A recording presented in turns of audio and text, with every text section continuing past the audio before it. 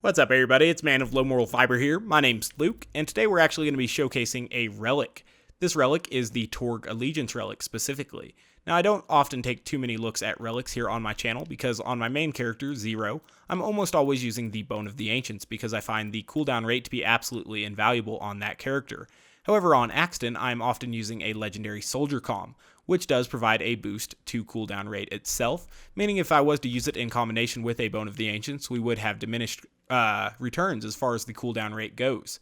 And also, with the Bone of the Ancients, it does not boost explosive damage, and Axton often opts for explosive damage over other options. Torgue Weaponry works very well with him because of his skill boost to grenade damage and such. So we're going to take a look here at the Torgue Allegiance Relic, and we're doing that because I think it provides a better boost for Torgue Weaponry than the Explosive Relic. However, the Explosive Relic is very good if you want to use Torgue Weaponry and an Explosive Grenade like a Meteor Shower bonus package or Explosive Fastball, so those are things to look at there. However, if you're using a non-explosive grenade, I would definitely recommend giving the Torgue Allegiance Relic a try. Not only does it provide a significant boost to fire rate, it provides a huge boost to magazine size, which I find to be pretty damn effective. For example, it takes the Herald from a magazine size of 5 shots per magazine effectively to 9 shots per magazine. And that's actually quite a few shots per magazine. Not too many average enemies will survive 9 shots from the Herald, especially from Axton. And having the increased magazine size means we'll reload less while Metal Storm and Onslaught are active. And that's definitely a good thing because Onslaught and Metal Storm are a significant part of Axton's DPS. And anytime you're reloading, you're pretty much wasting while those kill skills are active. And so I definitely like to have the kill skills active as often as I can and use them as effectively as I can, and the Torgue Allegiance Relic helps with that. It takes the Kerblaster up to an effective magazine size of 14 shots, and putting 14 Kerblaster shots into a group of enemies is often damn useful. So we're going to go ahead and get ready to kill this guy just because he happens to have that damage over time weapon there. So let's go ahead and get this guy slagged, except he didn't get slagged very easily for us, which was irritating, but not a huge deal. So we'll kill this guy. You can see how large our magazine size is on the Herald now, and how that helps me. So that's a good thing.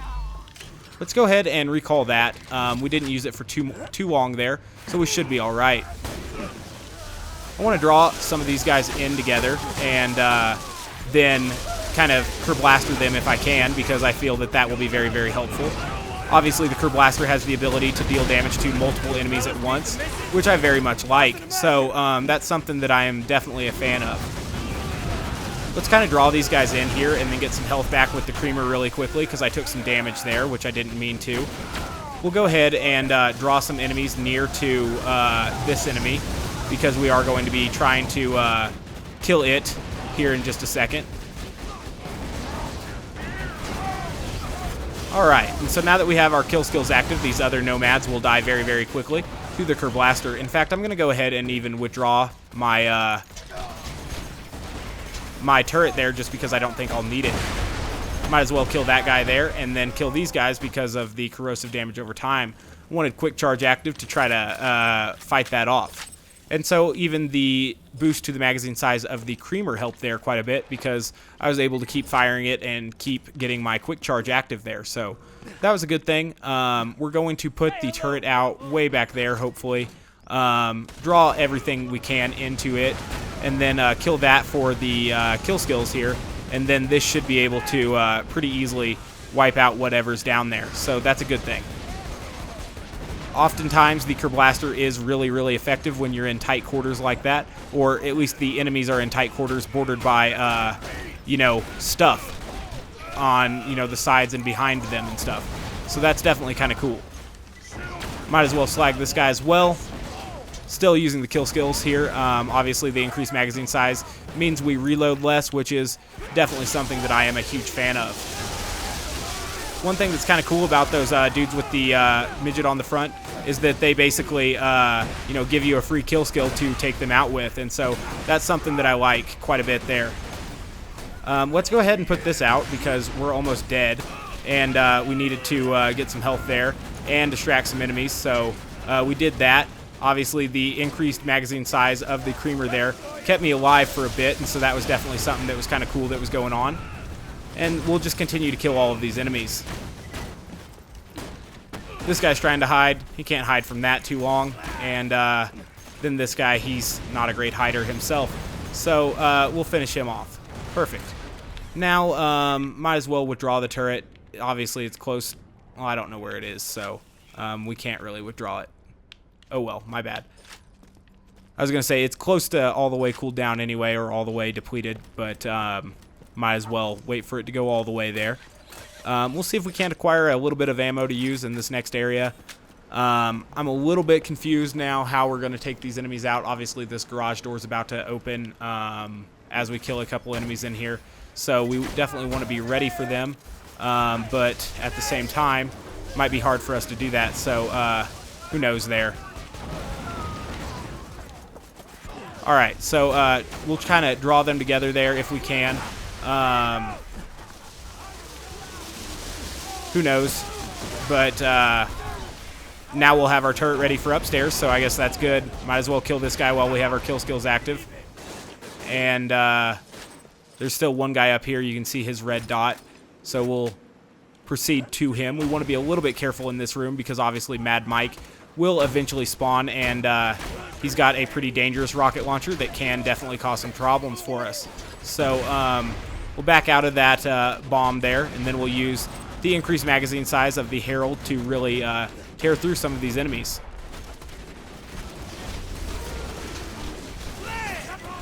All right. Cool.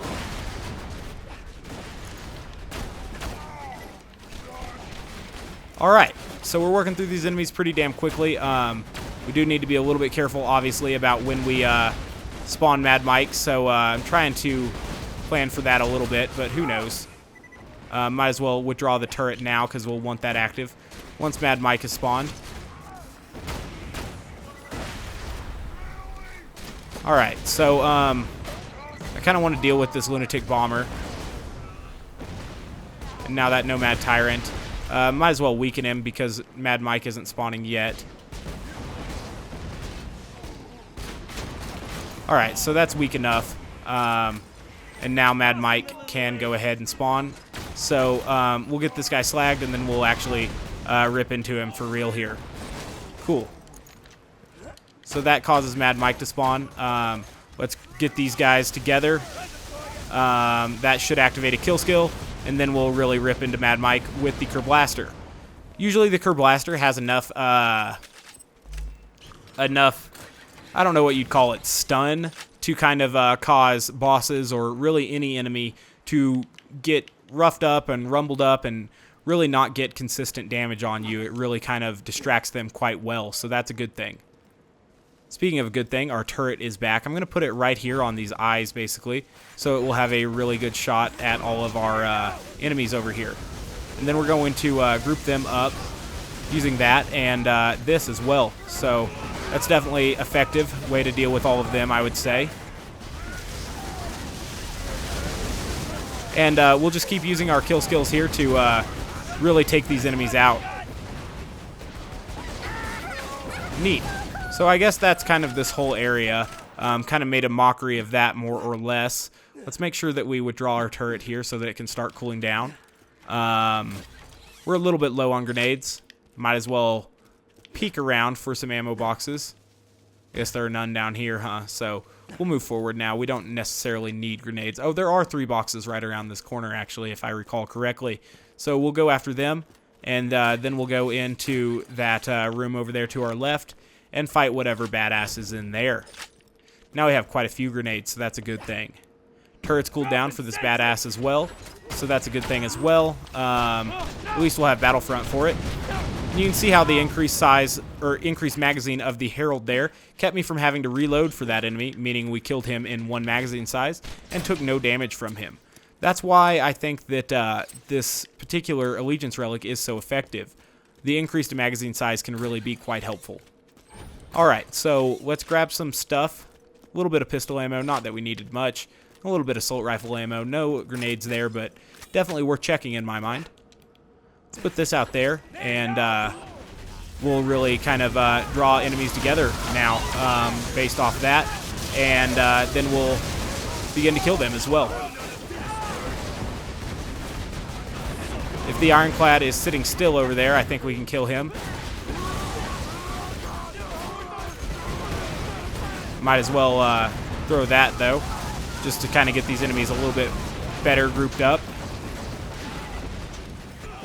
I find that at range and when there are groups of enemies, especially groups of enemies at a wall, the Kerblaster is just oftentimes maybe not the best method to kill them, but among the best methods to kill them, definitely. Let's kill this guy as well. One more? Alright, one more. Two more. There we go. He's finally dead.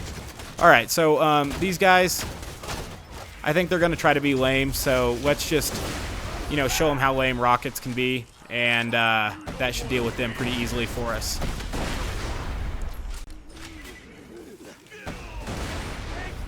Awesome. If those guys want to charge at us, they're more than welcome to. It's just kind of foolish for them to do that.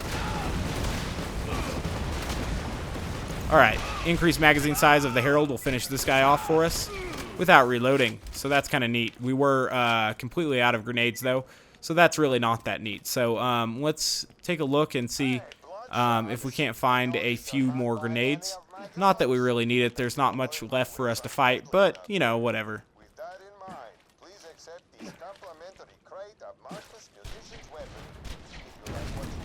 Alright. Might as well hit these boxes as well, get up to 3 grenades. There really aren't that many enemies left. I think, or at least I hope, that this video has been effective in showing that, you know, there are very good uses for our Torgue Allegiance Relic. And one of them is obviously increasing the magazine size of the Herald to make you more effective with kill skills. Even though Axton is already very, very effective with kill skills, it just really adds to that. And so that's pretty cool. I like it. The Torgue Allegiance Relic is definitely nice. And perhaps my favorite weapon to use on Axton is the Kerblaster. And so it's really cool the ways in which it can make the Kerblaster an effective crowd-killing weapon. A very effective crowd-killing weapon, I should say. And I really like that. In combination with the Quasar, it would be, or in combination with the Quasar, it is very powerful. And I'd imagine that it is also very, very fun to use with a Maya that happens to have Converge, because then you don't even have to worry about slagging enemies if she's also spec'd into Ruin. And so that's really nice. Anywho, if this was a Does It Suck episode, the answer to Does It Suck relating to the Allegiance Relic is a definite no. And who knows, I may post it as a Does It Suck, you know, title or whatever, because people seem to be pretty receptive of that series. Anywho, the Torgue Allegiance Relic is definitely a top tier relic for Axton in certain scenarios when you really want to boost Torgue weaponry. I find it to be even more effective than the Explosive Relic for boosting strictly Torgue weaponry. In fact, if you were going to be boosting strictly pistol damage, perhaps even the Sheriff's Badge might even be good for that as well. But, I mean, the magazine size is really nice. If I was to say Torgue Allegiance Relic or the Sheriff's Badge in relation to the Herald, I honestly might go with the Allegiance Relic on Axton, knowing that it really helps out with Onslaught and Metal Storm. Who knows? Either one you can't really go wrong with, but at least the Torgue Allegiance Relic also provides a boost to guns like the Kerblaster, the Creamer, and really any other Torgue weapon. So as always, guys, I do thank you very much for watching. I do appreciate it. If you haven't yet taken the time to subscribe, please do so. I'd appreciate that. Otherwise, you know, I do hope to catch you next time. Bye, guys.